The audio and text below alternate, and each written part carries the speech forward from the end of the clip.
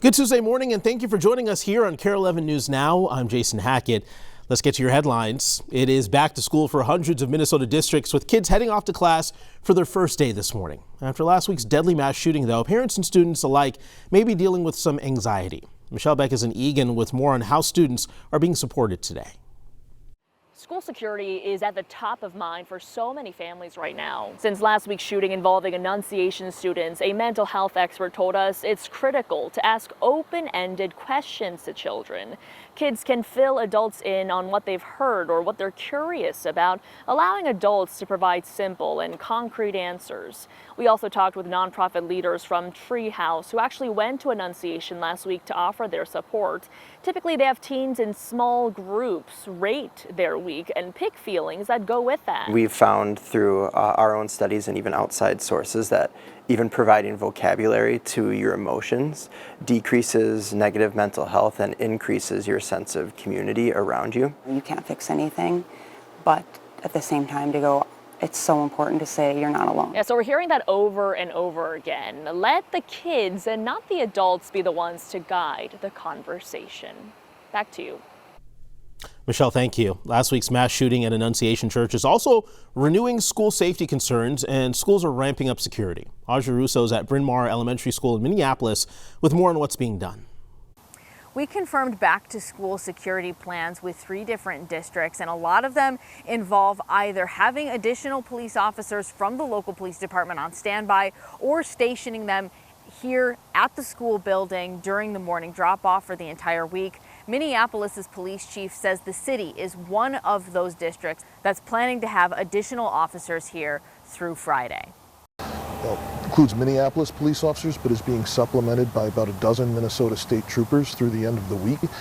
But that's not because there is any specific threat. It's simply just meant to reassure our community so that they can feel safe as they go back to school.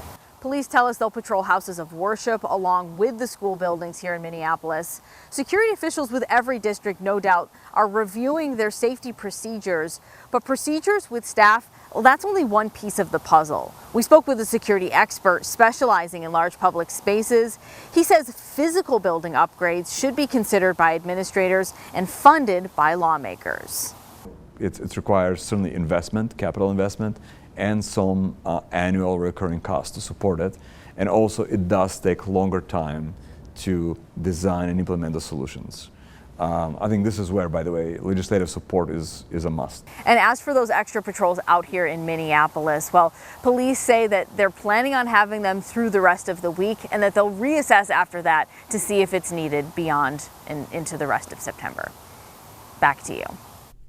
Audrey, thank you very much. And the Neighborhood Resource Center in Minneapolis, Lyndhurst Park, will be open again today to offer support to anyone who needs it following the shooting at Annunciation. The center provides mental health, spiritual and victim care, as well as therapy animals and games and toys for children. Some may be affected more of a mild manner, but some folks maybe have something internal that they might not know that they need to reach out and talk to someone. They open at 10:30 this morning and they close at 2:30. Later this afternoon, Twin Cities Metro mayors will join activists on the steps of the state capitol. The mayors of Minneapolis, St. Paul, and Brooklyn Park plan to call for change to the state law that preempts cities from passing their own gun reforms. Today's rally comes a day after hundreds showed up to the state capitol urging lawmakers to pass an assault weapons ban in Minnesota. That rally was organized by several gun violence prevention groups, including Moms Demand Action and Students Demand Action. High school students from across the Twin Cities also spoke at the event. They called on state lawmakers to pass the assault weapons ban and establish a statewide office on violence prevention. This shouldn't be the norm. I'm here today because I want actual change. I want the lawmakers in the Capitol building right now to understand that we, as the students, demand change. An assault weapons ban would face opposition in the divided legislature. The Minnesota Gun Owners Caucus has also questioned whether a ban would survive a Second Amendment court challenge. Make sure you stick with KARE 11 and KARE 11 Plus for the very latest as kids head back to school and the latest on the deadly Annunciation mass shooting. This morning, Minneapolis police are investigating another round of car break-ins, a crime spree that has persisted for several months now. Nearly 24 vehicles were hit across parts of South Minneapolis yesterday. Police use a different strategy, immediately redirecting any officer from a non-emergency situation to flood the areas. And while they think there are 3 suspects, there's very little information about them. Residents say they are feeling unsettled and plan to keep watch over their own neighborhoods. It's frustrating because people just let it happen, and I will not let it happen. I mean, I don't know what I can do, but a flashlight works wonders if they just shine it on them. Now, besides police, 4 other agencies were activated last night, including airport police and state patrol, but no arrests have been made. Happening just after lunchtime today, 2 alleged accomplices in last Tuesday's mass shooting on a Minneapolis sidewalk will face a judge for the first time. 1 person died and 6 others were hurt when a gunman opened fire in broad daylight at East 29th and Clinton outside of Cristo Rey Jesuit High School. Court documents say Ryan Quinn and Tiffany Martindale picked up the shooter, known to them as Bino.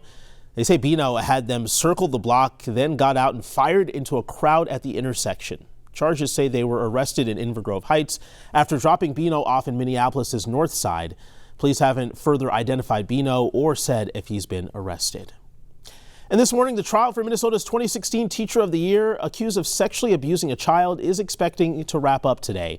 A Hennepin County court documents accuse Abdul Wright of grooming his 8th grade English student in 2017 and having sexual interactions with her for a year.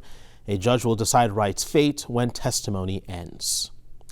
A look for our nation's capital this morning, where Congress is getting back to work after the August recess. It comes as President Trump's policies are under heavy scrutiny, the latest being the upheaval at the CDC and vaccine recommendations. The president is demanding that pharmaceutical companies justify the success of their COVID-19 drugs after the heads of various agencies slammed the president's Secretary of Health and Human Services, Robert F. Kennedy Jr. He is expected to testify before Congress later this week.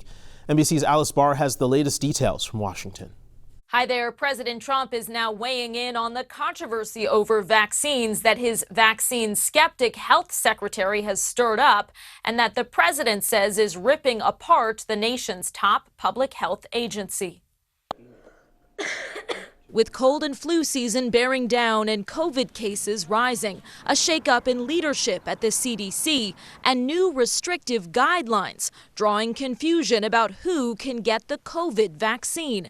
President Trump now weighing in, urging companies to justify the success of their various COVID drugs, to, quote, clear up this mess one way or the other, appearing to call into question the effectiveness of the vaccines initially developed during his first term in a fast-track process he's long praised. Operation Warp Speed, people say, is one of the greatest achievements ever. That as 9 former heads of the CDC slammed Health and Human Services Secretary Robert F. Kennedy Jr. in a New York Times op-ed, saying he's, quote, endangering every American's health, and sharply criticizing his firing of CDC Director Dr. Susan Menares, who they say refused to, quote, rubber stamp dangerous and unfounded vaccine recommendations. 4 other top CDC leaders resigned in protest over the firing, one speaking out on NBC's Meet the Press. There is now an irresistible force that is going to make it impossible for CDC to maintain the validity of its science against ideology. Lawmakers back in Washington today preparing to press RFK Jr. for answers in a hearing Thursday. This is contrary to what the Secretary said he was going to do, which was follow basic science. I don't see him ignoring the science. I see him asking the hard questions. A high-stakes battle raising serious questions for the nation's public health. With the new COVID vaccine guidelines narrowing approvals to seniors and to younger people with high-risk conditions, CVS is requiring a prescription in 13 states and D.C. and not administering the shots at all in 3 states for now. Walgreens only saying it's prepared to offer the vaccine in states where we are able to do so. In Washington, I'm Alice Barr. Back to you. Well, in less than 24 hours, the X will officially change its name to Grand Casino Arena. New signs went up over the weekend outside of the Wild's home arena. When the new name was announced, the Wild CEO says there were 3,000 references to Xcel Energy Center that would need to be replaced. Stick with us. More news and weather coming up right after the break.